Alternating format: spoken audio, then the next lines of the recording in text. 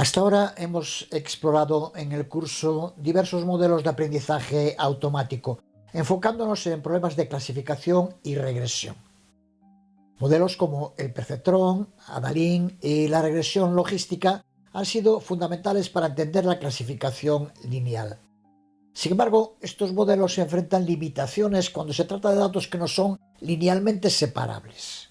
Un escenario que es muy común en problemas reales, donde hemos visto que se repiten los errores en clasificaciones multiclase. Para abordar estas limitaciones, hoy vamos a ver las máquinas de soporte vectorial, SVM, que representaron en su momento un avance significativo en la clasificación de datos complejos. La principal diferencia respecto a los modelos que hemos visto hasta ahora es que mientras que los anteriores buscan minimizar los errores de clasificación directamente, las SVM se centran en optimizar lo máximo posible el margen entre las categorías, que es lo mismo que decir optimizar los límites entre las distintas regiones de decisión, y lo hacen utilizando los llamados vectores de soporte. De ahí el nombre de este algoritmo. Esto llevó a convertirlo en un algoritmo que, combinado con otros, permitió mejorar mucho la precisión en situaciones de no linealidad. Así que las SVM se enfocan primordialmente en maximizar el margen entre las clases, que es la distancia entre la frontera de decisión más cercana a los puntos de cada clase. Este ajuste fino en los límites ayuda mucho a mejorar la generalización del modelo a nuevos datos, lo que es un gran avance en muchos escenarios prácticos. Como hemos visto, el perceptrón o la regresión logística se centran más en ajustar los coeficientes de datos, los pesos y el sesgo, para minimizar directamente el error de clasificación en el conjunto de entrenamiento. Llevan a cabo un trabajo iterativo que va modificando sus coeficientes para reducir los errores de clasificación. Mientras que las SVM lo que hacen es determinar los límites o fronteras que permiten optimizar al máximo el margen entre las clases, lo que da lugar a modelos más robustos y una mayor capacidad de generalización.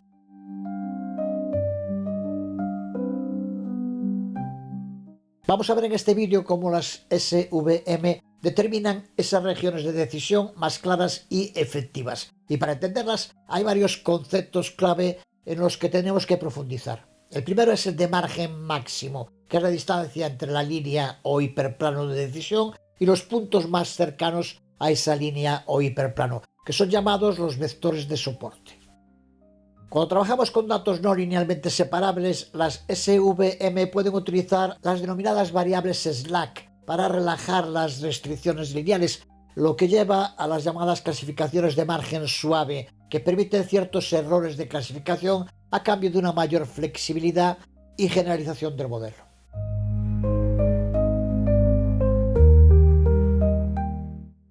Y por último, las SVM pueden usar los denominados métodos kernel para proyectar datos no linealmente separables, como el uso del kernel RBFD Radial Basis Function. Vamos a ver en detalle las SVM y profundizar en todos estos conceptos clave.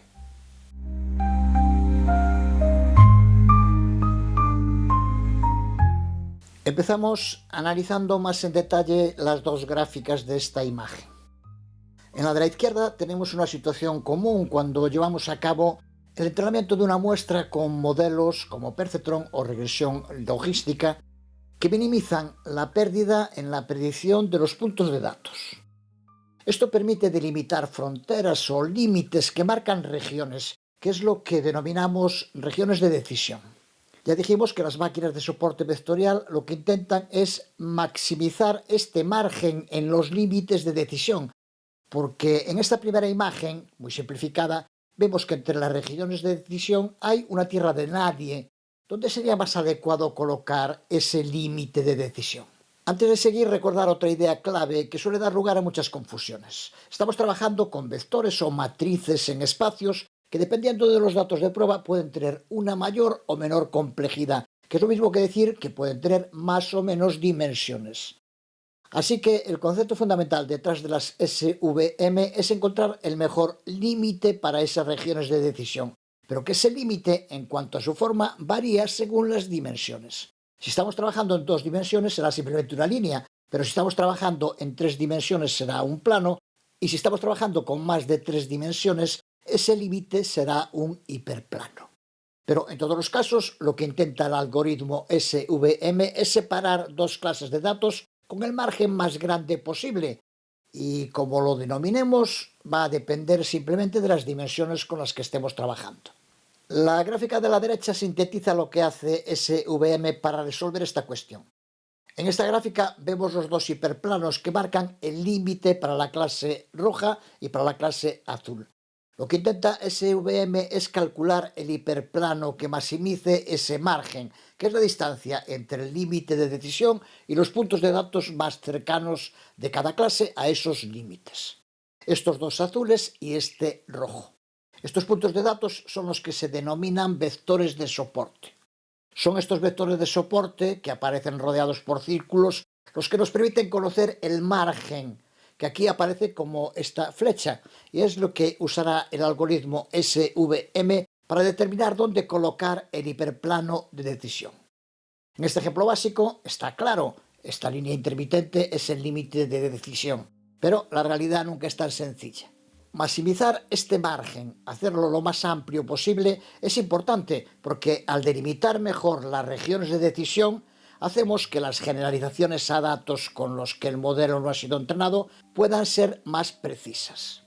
Maximizar es, en definitiva, dar con el hiperplano que tenga la mayor distancia entre las clases. Aquí este está muy cerca de los puntos rojos y este de los azules. Si maximizamos bien su límite, aquí haremos que el modelo sea menos propenso a sobreajustes y sea más capaz de hacer predicciones confiables en datos que no ha visto anteriormente.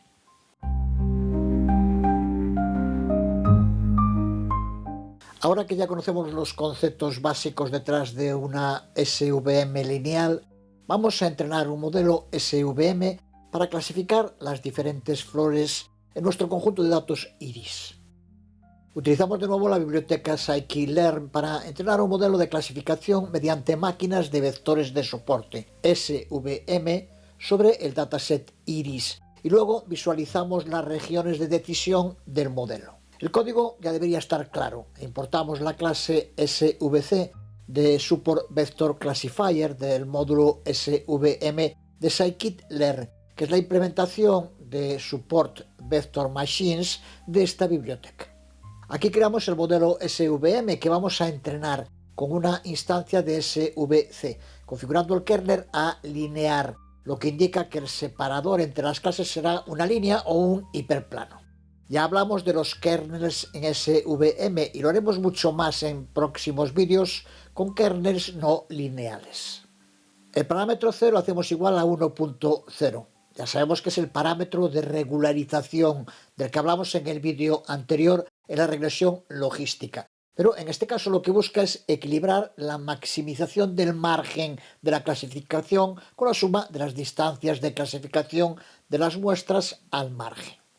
Pero al igual que con la regresión logística, un valor más alto de C en SVM también significa menos regularización, pero también mayor posibilidad de sobreajuste. Un valor de C más bajo aumenta la regularización, permitiendo más errores de clasificación, pero también potencialmente mejorando la capacidad del modelo para generalizar con datos que no ha visto antes.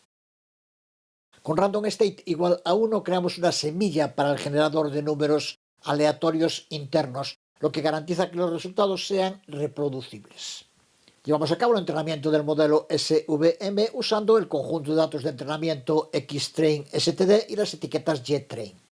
Y una vez más usamos nuestra función plot decision regions para dibujar las regiones de decisión del modelo SVM, de nuevo usando tanto el conjunto de datos de entrenamiento como los de prueba, destacando los puntos de prueba con un círculo. El código de pyplot es exactamente como en anteriores ejemplos, así que con estas pocas líneas hemos creado el flujo completo para entrenar un modelo SVM en el dataset iris y visualizarlo. Ver cómo el modelo divide el espacio de características en diferentes clases. Usa un kernel lineal, adecuado para cuando las clases son linealmente separables, pero una vez más, en la salida vemos que no lo son y que aparecen algunos errores. Porque en las prácticas de clasificación, tanto la regresión logística lineal que ya hemos visto, como las SVM lineales que estamos viendo, al aplicar ese kernel lineal, producen resultados muy similares, aunque por diferentes caminos, y la regresión logística, al intentar maximizar las probabilidades condicionales, es más propensa a que aparezcan valores atípicos o outliers que ya conocemos, mientras que las SVM, que se preocupan principalmente por los puntos más cercanos a los límites de decisión, los vectores de soporte, no suelen presentar valores tan atípicos, pero sigue habiendo valores mal clasificados. Además, la regresión logística es más simple tanto de implementar como de explicar matemáticamente. En el caso de las SVM, su explicación matemática es realmente muy compleja. Además, la regresión logística es también mucho más sencilla de actualizar, lo que la hace mucho más útil cuando trabajamos con datos en tiempo real. Una vez más, la clave de un buen desarrollador es conocer todos los modelos, todas las técnicas y saber cuál aplicar dependiendo del caso de uso real en el que esté trabajando.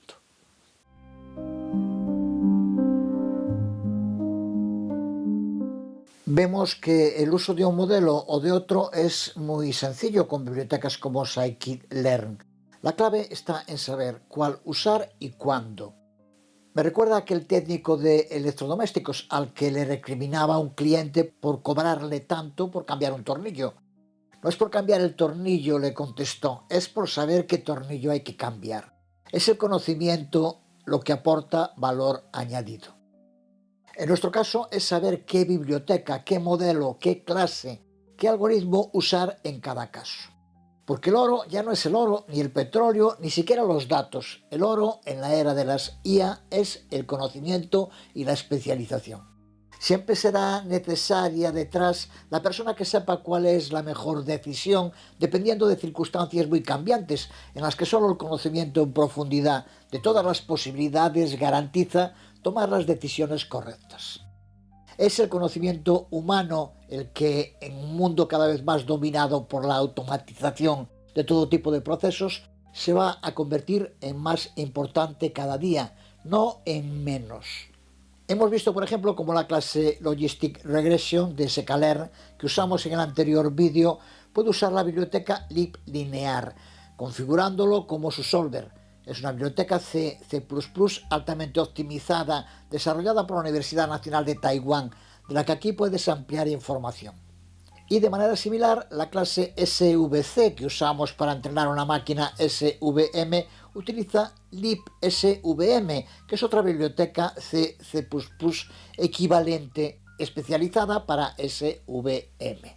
La ventaja de utilizar liblinear o libsvm sobre implementaciones nativas de Python es que permiten el entrenamiento extremadamente rápido de grandes cantidades de clasificadores lineales, mejorando el rendimiento, pero también los resultados. Aunque también aumenta mucho las necesidades de capacidad de cómputo, que es un tema recurrente siempre en aprendizaje automático. ¿Qué es mejor? Un mayor rendimiento, una mayor velocidad. Por eso scikit-learn también ofrece otras alternativas a través de la clase SGD Classifier, que también admite el aprendizaje en línea a través del método parcial fit. El concepto detrás de la clase SGD Classifier es similar al algoritmo de gradiente estocástico que vimos en detalle cuando trabajamos con Adalin. Existen multitud de bibliotecas, modelos, posibilidades e innumerables casos de uso práctico. ¿Cuáles son los mejores? El buen profesional del futuro será el que sepa tomar esas decisiones en cada ocasión única y siempre diferente. En el próximo vídeo empezamos a ver cómo resolver problemas no lineales utilizando un kernel de las SVM.